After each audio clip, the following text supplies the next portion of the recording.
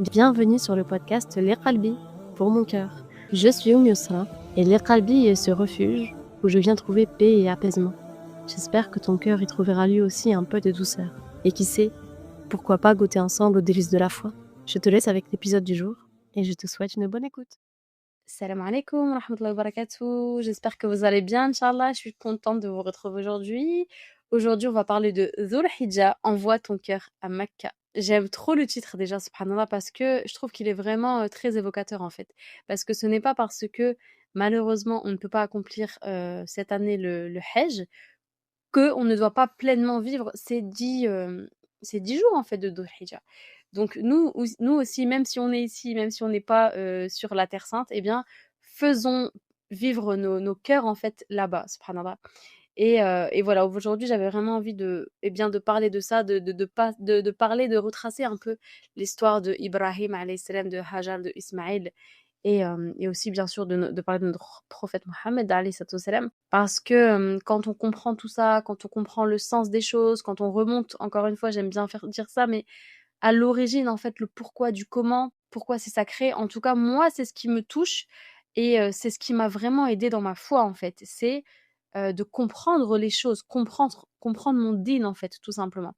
Parce qu'avant, oui, j'entendais parler de Dhul Hijjah ou de Ramadan, Laylatul Qadr, voilà, des moments, des événements comme ça.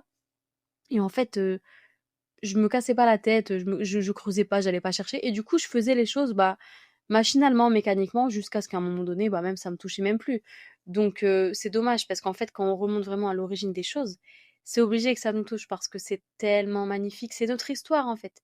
C'est notre histoire, c'est l'histoire de notre religion. Donc on ne peut pas être ignorant sur ces choses-là. Donc déjà, j'aimerais commencer le podcast en partageant un hadith du prophète Mohammed alayhi salam qui dit: il n'y a aucun acte qui est plus pur auprès d'Allah et qui a une plus grande récompense qu'un bien qui est pratiqué dans les 10 jours du Adha. Donc c'est les 10 jours de Dhul Hijjah, les 10 premiers jours. Ils ont dit: pas même le combat dans le sentier d'Allah. Le prophète alayhi salam a dit: pas même le combat dans le sentier d'Allah, sauf un homme qui est sorti avec son âme et son argent et n'est revenu avec rien de cela. C'est un hadith qui est rapporté par Darimi, authentifié par Sheikh El-Albani. Subhanallah. Franchement, ce hadith, il est incroyable. Déjà, on voit à quel point les 10 jours de Dhul Hijjah, on ne peut pas passer à côté, parce qu'il n'y a aucun acte qui est plus pur auprès d'Allah et qui a une plus grande récompense. Donc, est-ce qu'on peut, nous, en tant qu'humains pécheurs, se priver de même une seule prière, un dhikr, une sadaqa, une page de Qur'an, même un djihad al-nafs, un effort contre ton âme?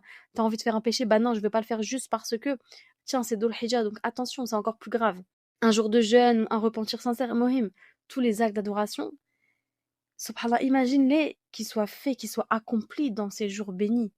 Mais ça a tellement de sens, ça a tellement de poids, ça aura, Inch'Allah, tellement de poids dans ta balance.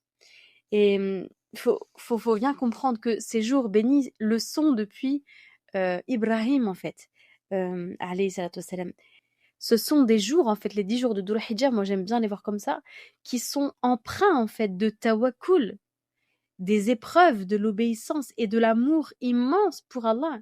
Parce que Dhul Hijjah, c'est avant tout une histoire qui vient nous rappeler cette histoire, en fait, celle d'un homme, donc Ibrahim alayhi salam, qui a tout remis entre les mains de son Seigneur, de notre Seigneur. Dhul Hijjah, c'est l'histoire d'un père qui a quitté le désert avec confiance, en laissant sa femme et son fils seuls, sans nourriture, sans rien. Dhul Hijjah, c'est aussi l'histoire d'une mer courant entre Safa et Marwa, avec beaucoup d'espoir, avec un tawakkul en acier, en béton. Dhul Hijjah, c'est aussi l'histoire d'un fils qui a accepté l'inacceptable, entre guillemets, qui a accepté l'inentendable, mais il l'a accepté parce qu'il savait que ça venait d'Allah, et en plus il l'a accepté avec un cœur apaisé. Subhanallah. C'est ça Dhul Hijjah, en fait. Et aujourd'hui encore, nous, en fait, on marche sur leurs traces en revivant, eh bien, ces 10 premiers jours de Dhul Hijjah, et pour ceux qui ont la chance d'accomplir le pèlerinage, encore plus, subhanallah, ils vont vraiment sur leurs traces. C'est magnifique, en fait, c'est comme si le temps n'avait jamais effacé cette partie importante de notre histoire en tant que musulmans. Et qu'Allah, il souhaite honorer ce qu'il s'est passé dans ce désert, il y a maintenant des millénaires, Est-ce qu'on peut consciemment ne pas répondre à l'appel d'Allah et ne pas honorer Dhul Hijjah? C'est vraiment inconscient et j'ai pas les mots, subhanallah. C'est en fait, moi j'aime bien le voir comme un honneur en fait aussi qu'Allah nous fait, comme une invitation en fait.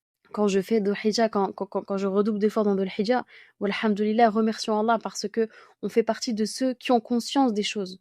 On fait partie de ceux qui adorent Allah dans les moments bénis, alors qu'il y en a plein qui sont insouciants, dans ces moments-là. Donc, faut aussi être plein de gratitude euh, quand on adore Allah, déjà en temps normal, mais encore plus dans ces moments bénis de l'Hijjah, Laylatul Qadr, Ramadan, etc. Vendredi, Arafat, etc. Parce que c'est une ni'ama, c'est un bienfait, c'est un cadeau qu'Allah nous fait de, de pouvoir l'adorer dans ces moments-là. Il faut vraiment, subhanallah, prendre conscience que pendant ces jours-là, nos actes, en fait, c'est pas des actes ordinaires avec des récompenses ordinaires. C'est des actes qu'Allah, il aime. C'est des actes qui sont récompensés encore plus, subhanallah. Parce qu'ils sont déposés, ils sont faits dans une période qu'Allah, il aime particulièrement. Et c'est peut-être, subhanallah, pendant ces 10 jours de Dhul Hijjah, qu'une seule invocation sincère peut changer ta vie. Peut-être qu'un repentir sincère pourra effacer des années d'éloignement, d'égarement, Allahu a'lam. Peut-être qu'Allah, il attend simplement de voir notre cœur revenir vers lui. Subhanallah. Il faut saisir cette chance. En fait, tout comme Ramadan, c'est le meilleur mois, eh bien, les 10 premiers jours de Dhul Hijjah sont les meilleurs jours. Et dans ces jours, on y retrouve énormément d'adorations réunies. Et c'est ça qui est beau, je trouve, dans Dhul Hijjah, c'est que énormément d'actes d'adoration sont réunis, en fait. Le jeûne, bien sûr, le hajj, le sacrifice, le tawahid aussi, le zikr, et après, bien sûr, la prière, le Qur'an, toutes nos adorations quotidiennes. Mais c'est vraiment particulier, je trouve, pendant ces jours. Et c'est de ça que j'aimerais qu'on parle, en fait, c'est de s'arrêter sur les actes d'adoration qui sont particulièrement attribués à Dhul Hijjah et s'y arrêter, s'y creuser, pourquoi, ça remonte à quoi, voilà, encore une fois, remonter aux origines des choses, c'est vraiment ce que j'aime et c'est ce qui, en tout cas pour moi, donne du sens et donne du poids à ma foi, à mes actes d'adoration. Et j'ai envie de vous partager ça en espérant peut-être, Inch'Allah, que vous aussi, ça pourra réveiller quelque chose en vous. On va commencer déjà par parler du jeûne, parce que c'est une sunna qui nous vient de notre prophète Mohammed, sallallahu alayhi wa sallam. Certaines de ses épouses rapportent qu'il jeûnait les 9 premiers jours de Dhul Hijjah, le jour de Ashura, et 3 jours chaque mois. C'est un hadith qui est rapporté par l'imam Ahmed, Abu Daoud et An-Nasa'i. Ça montre que ces jours, ils avaient vraiment une place spéciale et particulière dans la vie du prophète alayhi salatu wassalam. Et nous aussi, on doit leur donner une place spéciale en jeûnant les 9 premiers jours, ou au moins, si on n'y arrive pas, au moins le jour de Arafat qui correspond au 9e jour. Mais si tu peux plus, ma sœur, fais les 9, pardon. Si tu peux pas, Mohim, t'en fais au moins un à Arafat. Après, tu rajoutes 2, 3, 4. Mohim, autant que tu peux. Mais au moins à Arafat, ça, par contre, j'ai pas envie de dire que c'est non négociable parce que ce n'est pas une obligation, donc je vais pas le rendre obligatoire. Mais on va voir après, les mérites sont incroyables. Et surtout, à Arafat aussi, c'est incroyable, subhanallah. Donc, j'espère que ça te touchera et que ça te motivera, Inch'Allah, à jeûner ce jour-là. Parce que le jeûne de ce jour-là, c'est une sunna très très recommandée pour ceux qui ne sont pas en pèlerinage. Et le prophète alayhi salatu wassalam, il a dit à ce sujet: j'espère la récompense d'Allah, que ce jeûne efface tes péchés de l'année écoulée et ceux de l'année à venir. Rapporté par Muslim. Imagine la portée incroyable de ces mots, subhanallah. Un seul jour de jeûne, juste un. Une seule intention, du coup, sincère intention, et ça efface 2 ans où tu as péché, subhanallah. 2 années où tu as commis, où j'ai commis péché sur péché. Et subhanallah, et Allah, il fait ça juste par générosité, hein, parce qu'il est El-Karim. Il les efface de ton registre. Et subhanallah, il les efface pas parce que c'est quelque chose de grand, c'est extraordinaire. C'est un jour. Subhanallah, un seul jour. Mais par générosité, par amour, par rahma envers nous, eh bien, il nous efface pour un jour 2 années.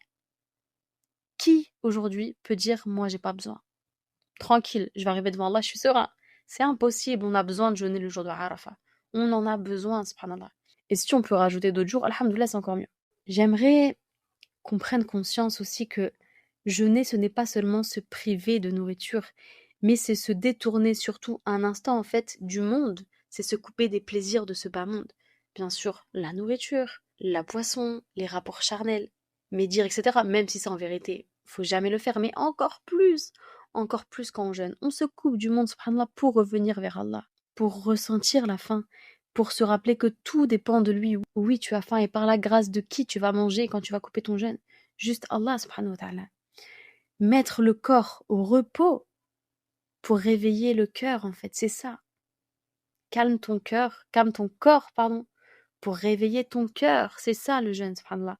Pour continuer à parler des adorations qui sont spécialement réservées à Dhul Hijjah, eh bien sûr, on y retrouve le Hajj, bien évidemment, subhanallah. Parce que le Hajj, ce n'est pas juste un voyage, ce n'est pas juste des rites.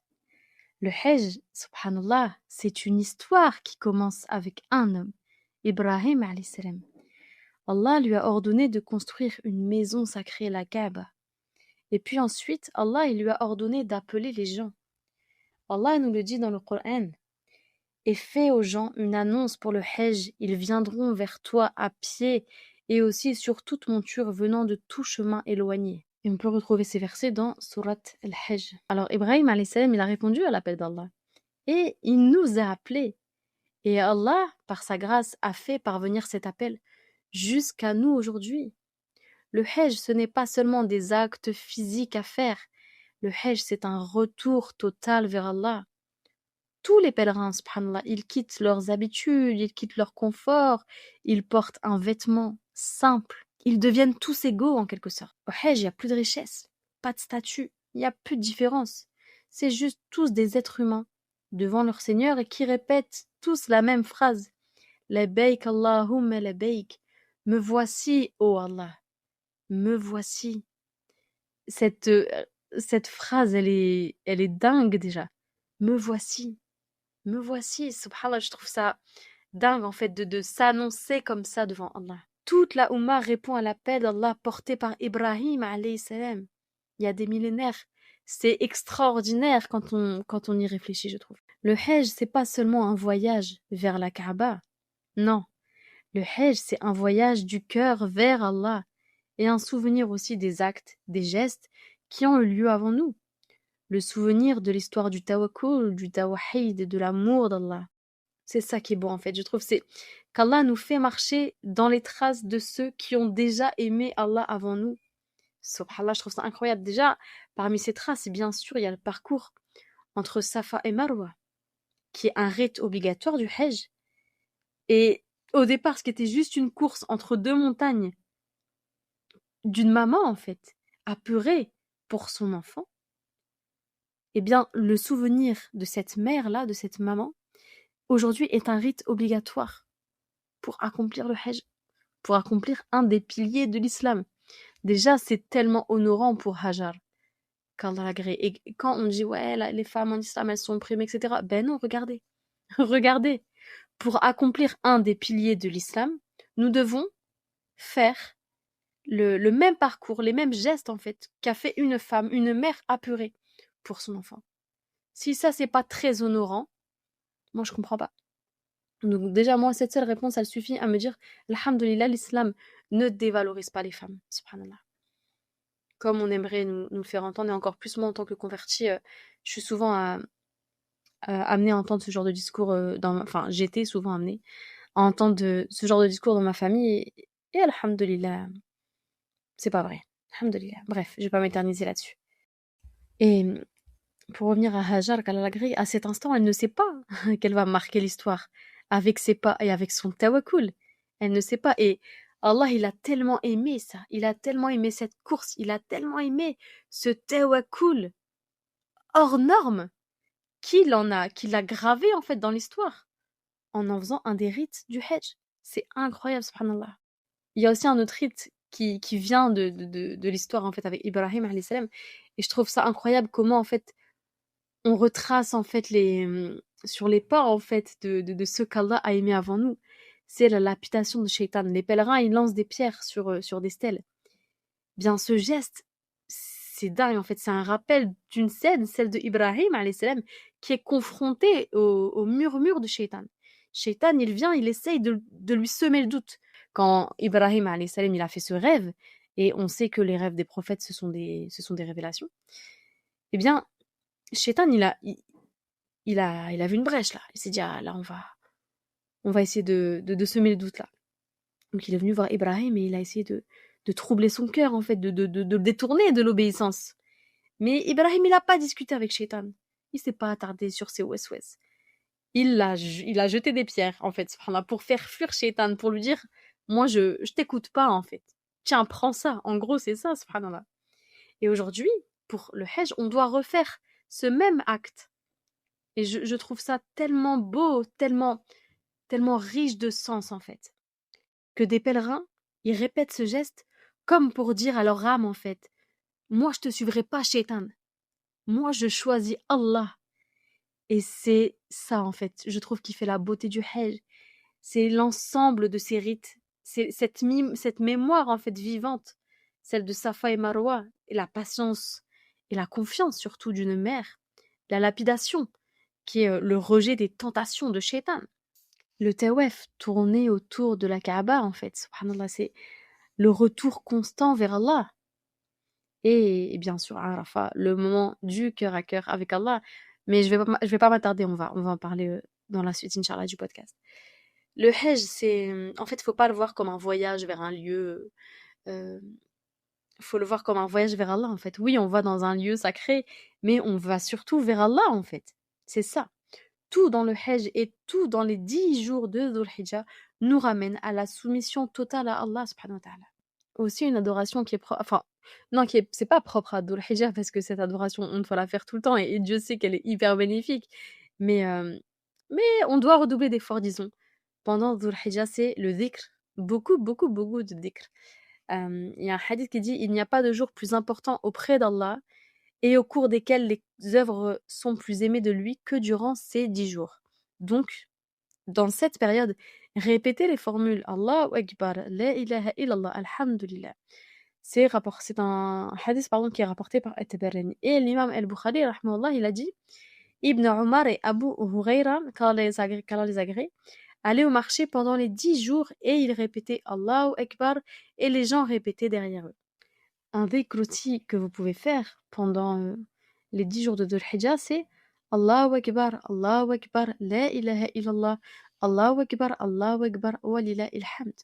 Faire vivre en fait le dhikr pendant ces 10 jours, c'est vraiment important. Et après aussi, bien sûr, mais pendant Dhul Hijjah, le dhikr, j'ai envie de le voir vraiment comme une atmosphère, comme une ambiance qui vient d'ailleurs, qui vient du désert d'Arabie.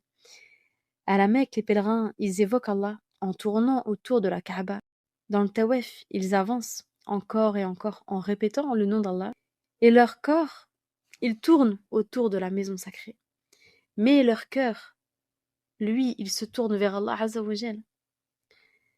C'est ça qui est beau, c'est que, subhanallah, voir des corps tourner autour de la maison sacrée, mais voir des cœurs se tourner vers Allah. Eh bien, nous aussi, pendant Dhul Hijjah, même si notre corps n'est pas à la Mecque, notre cœur peut se tourner vers Allah Azza wa Jal. À Arafat, il y a aussi un autre moment pendant le Hajj. Subhanallah, c'est le moment de Arafat. Et à Arafat, le dhikr, il se fait certes sans mouvement, pas comme dans le tawaf, mais il se fait la voix tremblante. Des milliers, des millions même de personnes, toutes en train de dire la même chose, mais chacune avec son histoire, chacune avec ses blessures, chacune bien sûr avec ses péchés et ses espoirs. Le zikr, à ce moment-là, il devient une invocation presque palpable, vivante en fait. Et même ailleurs, loin de la Mecque, nous aussi, on peut faire vivre cette adoration. Dans notre cuisine, dans la voiture, dans un moment où on est fatigué, quand on allait bébé, quand on fait le ménage, quand on prépare le repas, quand on fait les courses, mohim. Ce n'est pas parce que notre corps n'est pas à la Mecque que notre cœur ne doit pas y être. Et c'est ça la beauté des 10 jours de Dhul Hijjah. Il faut envoyer notre cœur à la Mecque, sur les traces de Ibrahim, alayhi salam, Ismaïl, alayhi salam, Hajar, qu'Allah l'agrée, et puis bien sûr, Rasulullah, sallallahu alayhi wa sallam, même si ton corps, lui, il reste ici, parce qu'il n'y a aucun endroit où tu ne peux pas adorer Allah. Et surtout encore plus pendant Dhul Hijjah, parce que pendant ces jours-là, tout devient une occasion en fait d'adorer Allah subhanahu wa ta'ala. Fais cheminer ton cœur vers l'adoration d'Allah, même si c'est peu, mais tout de même, fais quand même ma sœur, parce qu'il n'y a pas de petites actions. Et surtout, on ne sait pas quelle action fera pencher notre balance quand nous serions devant Allah subhanahu wa ta'ala. Et surtout le dhikr, c'est vraiment l'adoration, je trouve, la moins fatigante en fait. Tu peux la faire dans tous tes états. Tu peux la faire fatigué, allongé, dans ton canapé, dans ton lit, en cuisine, dans la voiture, en faisant ton linge. Mohim, le dhikr, tu peux le faire à tout moment. C'est vraiment, je trouve, l'adoration où on n'a aucune excuse. Déjà, de base, on n'a aucune excuse. Mais le dhikr, encore moins.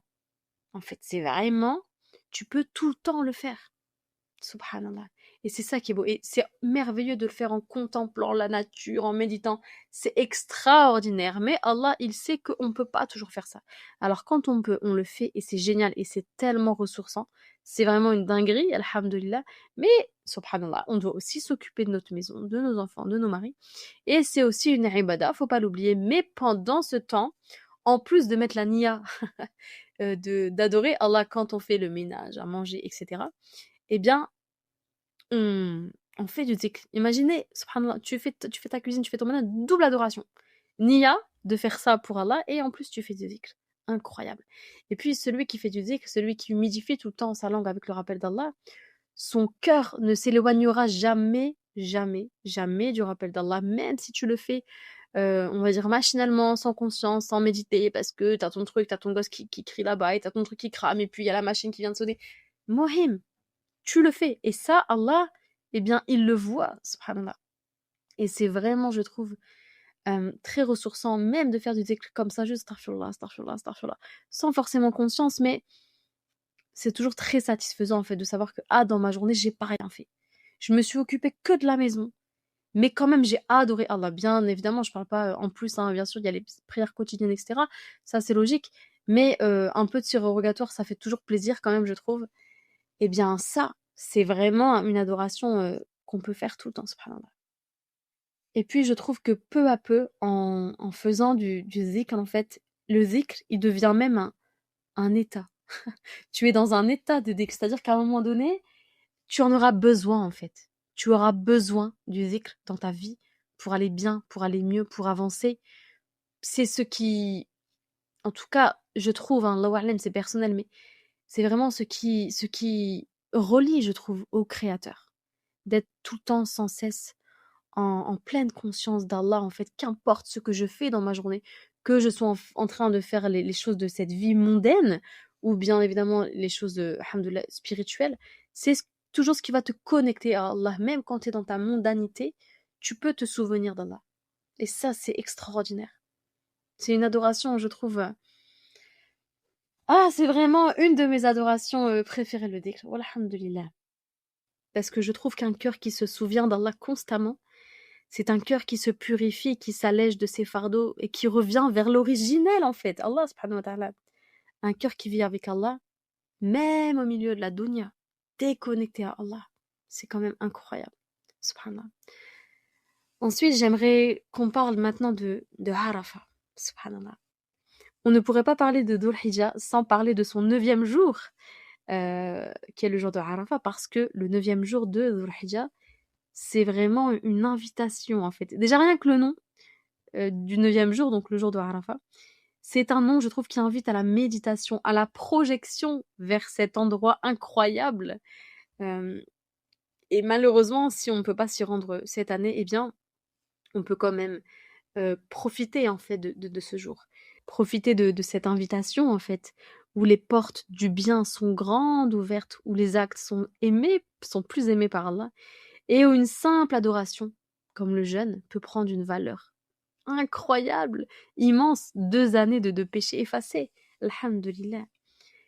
Le mot Arafat, déjà, il vient de la racine arabe qui renvoie à l'idée de la connaissance, de la reconnaissance. Et subhanallah, j'en avais déjà parlé dans un de mes podcasts, mais déjà Arafat, c'est le lieu où Adam et Hawa se sont retrouvés. Et j'en parle, du coup, comme je l'ai dit dans le podcast Hawa, un miroir pour nos vies, qui est un podcast, un de mes préférés. J'ai adoré l'enregistrer, j'ai adoré le préparer. Et je vous invite vraiment à aller l'écouter si vous ne l'avez pas écouté, parce que vraiment, il est pépite. Donc voilà. Donc, en fait, après être descendus, après avoir été envoyés par Allah subhanahu wa ta'ala sur terre, ils ont été séparés, Adam et Hawa. Je vais pas vous refaire l'histoire, mais ils se sont retrouvés sur le mont Arafat. Le mont Arafat, c'est aussi le mont où a été complété, si je peux dire ça comme ça, l'islam. Aujourd'hui, j'ai parachevé pour vous votre religion dans Surat Al-Maïda, subhanallah. Et c'est lors de son discours d'adieu qui a fait notre cher prophète Mohammed alayhi salatu wassalam, que lui est apparue cette révélation. Et vraiment, le mont Arafat, c'est riche en fait, c'est riche en histoire, c'est riche en enseignement, subhanallah. À Arafat, le message est complété, la mission est accomplie et la religion est parfaite. Si on ne peut pas jeûner entièrement les 9 premiers jours de Dhul Hijjah, eh bien au moins, faut jeûner le 9e. Parce que quand on sait tout ce que ça implique, subhanallah, ça serait vraiment fou en fait de ne pas le faire. Le prophète Mohammed alayhi salatu wassalam a dit: il n'y a pas de jour où Allah a franchi plus de serviteurs du feu que le jour de Arafat. Et Allah s'approche, puis il fait l'éloge des pèlerins auprès des anges. Dinguerie. Franchement, dinguerie, subhanallah, c'est fou. C'est un hadith qui est rapporté par un musulman. Le prophète alayhi salatu wassalam a aussi dit le Hajj, c'est Arafat. C'est-à-dire que sans Arafat, il n'y aura pas de Hajj. Le Hajj ne sera pas complet, il ne sera pas accepté. Subhanallah. C'est un hadith qu'on peut retrouver dans At-Tirmizi. Et il a aussi dit la meilleure dua est la dua du jour de Arafat, rapporté par Tirmizi. Et c'est quoi cette dua? C'est La ilaha illallah wahdahu la sharika la, lahul mulk wa lahul hamd, wa huwa ala kulli shay'in qadir. Vous pardonnerez mon arabe approximatif. Mais bon, vous avez compris. Subhanallah. Arafat, c'est le lieu en fait où le prophète alayhi salatu wassalam a donné son dernier grand message à l'humanité. C'est là qu'il a rappelé que tout revient à Allah, que l'injustice doit disparaître et que tous les croyants sont frères. Subhanallah. C'est là aussi que la religion elle a été complétée comme si Allah scellait le message de l'islam en ce lieu béni. Est-ce qu'on se rend compte de la puissance de ce lieu et du coup de ce jour qui porte le nom de ce lieu? Subhanallah. Et puis, après Arafat, vient le 10e jour. Et qu'est-ce qui a lieu le 10e jour? Le jour du Eid et donc le jour du sacrifice. On ne pourrait pas parler de Dhul Hijjah aussi sans parler de sacrifice, walhamdulillah. Et le sacrifice, avant d'être un rituel, eh bien, c'est aussi une histoire, subhanallah. L'histoire qui commence avec notre prophète Ibrahim, alayhi salam. Et c'est important, en fait, de connaître son histoire pour mieux vivre et pour mieux ressentir ces 10 premiers jours de Dhul Hijjah. Et l'histoire du sacrifice de Ibrahim, avant d'être l'histoire d'un sacrifice, c'est une histoire, en fait, de foi, de confiance totale, de tawakkul, de soumission à Allah. C'est ça, en fait, l'histoire du sacrifice. C'est l'histoire de Ibrahim, alayhi salam. Cet homme qui n'a pas simplement cru en Allah, mais qui a vécu en fait entièrement pour lui. Il a quitté son peuple, ses repères, il a quitté sa terre pour Allah, il a été éprouvé dans sa vie, dans son cœur, il a été éprouvé dans ses liens les plus profonds avec son père, avec Hajar quand il l'a laissé dans le désert, avec son fils. Subhanallah. Mais à chaque épreuve, Ibrahim alayhi salam, il ne s'est jamais éloigné, il s'est toujours rapproché d'Allah. Il a, entre guillemets, eu tout bon, il a coché toutes les cases et il a réussi toutes les épreuves. Walhamdulillah. Si on veut en savoir un peu plus sur le tawakkul, on a juste à se référer à l'histoire de Ibrahim alayhi salam. Parce que le tawakkul, c'est pas juste dire ouais, ok, j'ai confiance en Allah, tawakkul ala Allah. Non, le tawakkul, c'est vivre, ressentir et surtout le prouver à Allah. Hein, subhanallah. Le Coran d'ailleurs nous raconte l'histoire d'Ibrahim qu'un jour il a vu un rêve qu'il devait sacrifier son fils. Et on sait que pour les prophètes, eh bien, les rêves sont des révélations.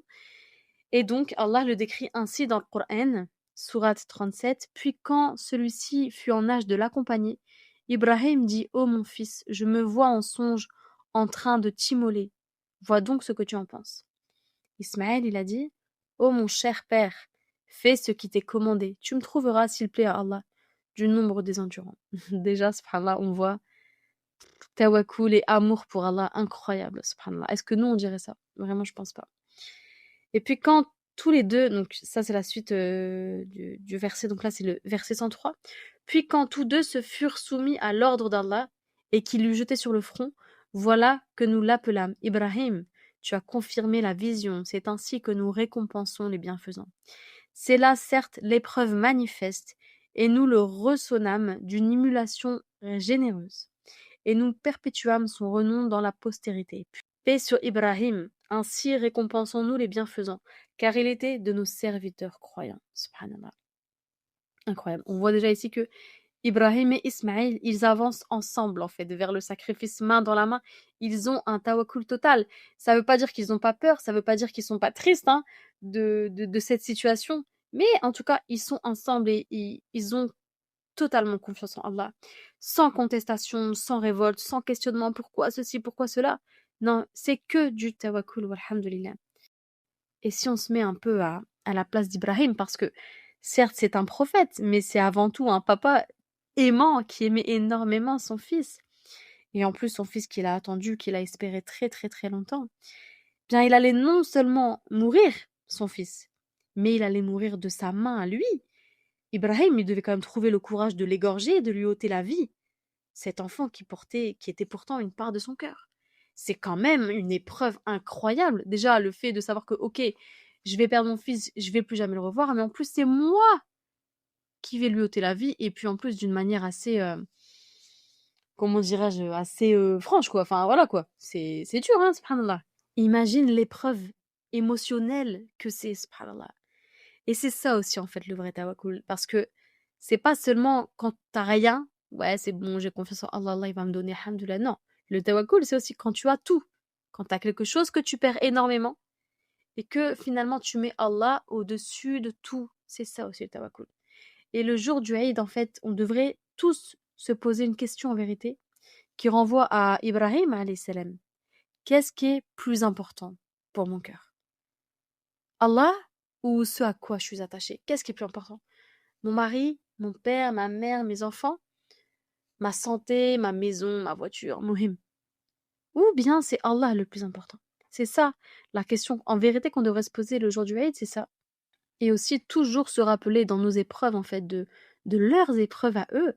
Parce que quand Ibrahim alayhi salam et son fils alayhi salam se sont soumis en fait, Allah il n'a pas voulu cette épreuve-là pour les briser. Au contraire, il a voulu pour les élever. Et le message, il reste le même pour nous aujourd'hui. Alhamdulillah. Allah ne nous demande pas de tout perdre. Il nous demande de ne rien aimer plus que lui. C'est juste ça, en fait. C'est Allah avant tout. Subhanallah. Le mois de Dhul Hijjah, c'est pas seulement une période dans notre calendrier. C'est comme un immense rendez-vous avec Allah. Un condensé, en fait, d'adoration réuni sur seulement 10 jours, une courte période. Et en si peu de temps, Allah il nous ouvre des portes de tellement d'adoration, mes sœurs, qu'il faut pas laisser ces 10 jours passer comme ça, comme des jours ordinaires en fait. Dhul Hijjah, c'est une immense miséricorde d'Allah. Peut-être même une occasion que nous ne retrouverons plus jamais. Personne ne sait si l'année prochaine il sera là pour Dhul Hijjah. Déjà, personne ne sait s'il va finir les 10 premiers jours de Dhul Hijjah. Personne ne peut affirmer, moi, dans 10 jours, je suis encore là. Personne, subhanallah. Alors il faut en profiter, même si c'est vrai, on est fatigué, même si notre foi, en ce moment, elle n'est pas au top, elle fluctue, etc. Même si on a l'impression que, de toute façon, moi, je suis pas trop loin, je suis pas trop proche d'Allah en ce moment, je vais pas faire assez, ça sert à rien. Ça ne sert jamais à rien. Et c'est peut-être, au contraire, c'est peut-être même l'occasion de revenir vers Allah, si on s'est quelque peu éloigné de lui, en fait. Il faut jamais sous-estimer un acte accompli pour Allah durant ces jours, même un istighfar, une prière, une page de Coran, une intention sincère, un repentir sincère. On ne sait pas, subhanallah, dans la balance, et surtout pour Allah Azzawajal, ce que bien ça va faire. On ne sait pas. Alors c'est important de saisir ces jours et de ne pas rater un seul jour, même si tu ne te sens pas capable de tout donner, de tout faire, de faire tout ce qu'il faut faire, etc. Eh bien, fais ce que tu peux, mais mohim, en tout cas, fais-le quand même. Subhanallah, c'est hyper important. Si tu te dis non mais moi c'est impossible, là ma foi où j'en suis, impossible que je prie beaucoup, je lis beaucoup de Coran, je fais beaucoup de dhikr, c'est impossible. Ok manish. Déjà commence par la niya. Intention sincère de revenir vers Allah. Et puis un peu de dhikr quand même, parce que le dhikr, comme je l'ai dit tout à l'heure, c'est très facile à faire. Même si tu le fais comme ça, sans conviction, tu ressens pas, ton cœur ne vibre pas, etc. Mais allez, fais-le, subhanallah. Après, contente-toi juste de tes prières quotidiennes alors. Et mets-y peut-être un peu plus de sincérité, un peu plus de concentration. Et si tu as abandonné la prière, alors au moins mets juste la niya, l'intention de reprendre la prière. Et Allah, il va te sahel, Inch'Allah. Après, voilà, faut faire les causes, faut te lever, faut faire tes ablutions, etc. Bien sûr. C'est pas Allah qui va te ramener sur ton tapis. Mais, Mohim, il faut, il faut bien commencer quelque part, de toute façon. On peut pas être toujours comme ça au top tout le temps. Mais le principal, c'est que Allah, il voit que on a pris conscience, en fait, de ces jours, que on y rajoute quand même quelque chose de spécial. Donc, si je sais pas moi, on fait peu d'habitude, on va essayer de faire un peu plus, ou alors au moins qu'on prenne conscience et que on mette l'intention que, ouais, moi, là, je vais essayer de faire quelque chose. Pendant ces 10 jours, pardon, 10 premiers jours, je vais vraiment essayer d'y ajouter un côté un peu plus spirituel, un peu plus sincère, ou même, que sais-je. Peut-être une prière faite à l'heure, si d'habitude t'as l'habitude de retarder des prières. Fais au moins une petite prière à l'heure, essaye de pas la retarder cette fois-ci. Quelques pages de Coran, un peu de dhikr, comme j'ai dit, pendant qu'on cuisine, qu'on range, on s'occupe des enfants, etc. Un istighfar fait avec la plus grande des sincérités. Astaghfirullah, ya Allah, pardonne-moi ce péché, ya Rabbi, pardon, ya Allah. Aide-moi à ne plus recommencer vraiment de tout ton cœur avec toute ta sincérité. Une sadaqa, même minime, mais fais-la, en fait, subhanallah, parce que c'est pas minime pour Allah, subhanahu wa ta'ala. Une parole gentille, une parole douce à quelqu'un qui en a peut-être besoin, visiter un malade, pardonner à quelqu'un. Ça aussi, c'est une ibadah, hein. C'est pas la plus facile d'ailleurs. Qu'Allah nous facilite, ya Rabbi. Et aussi, pourquoi pas un effort contre ta nefs. Ta nefs, elle te dit de pas faire ça. Eh bah tiens, hein, je vais le faire. Moi, c'est ce que j'aime bien faire des fois. Tu veux pas que je le fasse? Eh bah juste parce que tu veux pas, moi je vais le faire. Je vais te montrer, Shaitan, que tu vas pas m'avoir. Des fois, c'est impossible, j'y arrive pas. Et des fois, ça fait plaisir. Mon âme, là, elle avait pas envie de faire ça. Et bah, juste parce que mon âme, elle a pas envie, je vais le faire. Je fais djihad al-nafs. Et croyez-moi, c'est tellement le plus dur des combats que quand on y arrive, on se sent invincible. Ça fait trop plaisir, walhamdulillah. En tout cas, Mohim, il y a tellement d'actes de bien à faire que on a le choix. Alors faisons, on peut pas forcément tout faire. Si tu peux tout faire, c'est mashallah, Allahumma barik, génial. Si tu peux pas tout faire, fais ce que tu peux. Walhamdulillah, faut pas non plus trop se mettre la pression parce que on va pas tenir sur la durée en fait, tout simplement. Mais en tout cas, ces 10 jours, vraiment, c'est un rappel en fait, incroyable de l'histoire de notre religion, subhanallah. Un rappel aussi que cette dunya, elle passe. Ça passe vite la vie, subhanallah. Un rappel que nos cœurs, ils ont besoin d'Allah plus que toute autre chose, que notre véritable réussite, elle se trouve pas dans l'apparence, elle se trouve pas dans l'argent, elle se trouve pas dans cette dunya. Mais la véritable réussite, c'est dans ta proximité avec lui, avec Allah subhanahu wa ta'ala. Dhul Hijjah, ça nous rappelle vraiment l'histoire de notre religion, le sacrifice d'Ibrahim, sa confiance, alayhi salam, pardon, sa confiance totale en Allah, son obéissance, malgré l'épreuve. Et ça, tout ça, eh bien, en fait, ça doit nous pousser à nous demander qu'est-ce que nous, on est prêt à sacrifier pour Allah subhanahu wa ta'ala. Comme Ibrahim était prêt à sacrifier son fils, nous, toi, qu'est-ce que tu peux sacrifier pour Allah? Subhanallah, tes péchés. Est-ce que tu peux arrêter certains péchés pour Allah subhanahu wa ta'ala? Certaines négligences, je sais pas, tu négliges un petit peu ta prière, ton Coran, ton dhikr, je sais pas moi, quelqu'un de ta famille, etc. Qu'est-ce que tu es prêt à arrêter pour Allah subhanahu wa ta'ala? C'est ça la question en fait qu'on doit se poser et se rappeler de Ibrahim en fait qui a sacrifié nous. Qu'est-ce qu'on doit sacrifier? J'aime toujours faire un parallèle, comme vous savez, subhanallah, avec les prophètes, les compagnons, etc. Et je trouve que c'est une belle question à faire en parallèle en fait avec l'histoire d'Ibrahim alayhi salam. Et s'il y a bien quelque chose en fait que j'aimerais faire ressortir de ce podcast, c'est vraiment en fait de prendre conscience bien de l'importance de Dhul Hijjah, que on va pas rentrer dans des 10 jours comme ça. Ouais, ok, c'est les 10 jours de Dhul Hijjah, c'est top, c'est super. Dans 10 jours, c'est l'Aïd, c'est merveilleux, on va faire des gâteaux. Non, c'est pas ça, hein. C'est pas ça le truc. Le truc, c'est vraiment, subhanallah, c'est béni, c'est sacré. Donc ça vaut de l'or en fait, subhanallah. Donc il faut les saisir et surtout aussi faire vivre en fait ces 10 jours dans nos foyers, même avec nos enfants, même s'ils sont petits, leur raconter. Bah tu sais la maman, vraiment leur raconter. La maman elle fait un peu plus de dhikr parce que ceci, parce que cela. La maman, elle va te raconter l'histoire du sacrifice, et voilà. Et puis aller aussi plus loin, leur parler pourquoi pas du tawakkul. Enfin vraiment même s'ils sont petits. Mashallah, c'est des éponges, ils comprennent. Alors bien sûr, faut avec des mots adaptés, etc. Mais planter déjà des petites graines, en fait, même s'ils sont tout petits, ils comprennent. Et puis, alhamdoulilah, ça va faire son petit bout de chemin. Donc, voilà, voilou, je vais m'arrêter là pour ce podcast.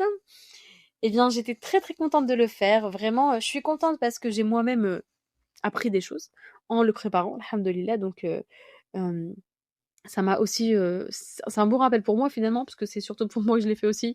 Les Qalbi, le nom du podcast, c'est Lire Qalbi, hein, c'est pour mon cœur déjà, je le fais pour moi, pour nourrir mon âme.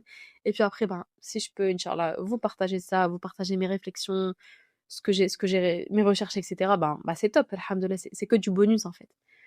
Donc voilà, voilou. Eh bien, j'espère que ce podcast vous a plu. Je vous souhaite de passer des merveilleux jours de Dhul Hijjah. Qu'Allah subhanahu wa ta'ala nous facilite à l'adorer. Qu'Allah subhanahu wa ta'ala nous fasse remarcher sur les traces de Ibrahim, alayhi salam, de Hajar, qu'Allah agrée, et de Rasulullah, alayhi salatu wassalam, qu'Allah nous accorde un tawakkul comme Hajar et Ibrahim l'ont eu. Et qu'Allah subhanahu wa ta'ala nous facilite son adoration. Je vous dis à très bientôt. Et aussi, je vous souhaite un très bon Eid, Inch'Allah. Et voilà, à bientôt, Inch'Allah. Salam alaikum.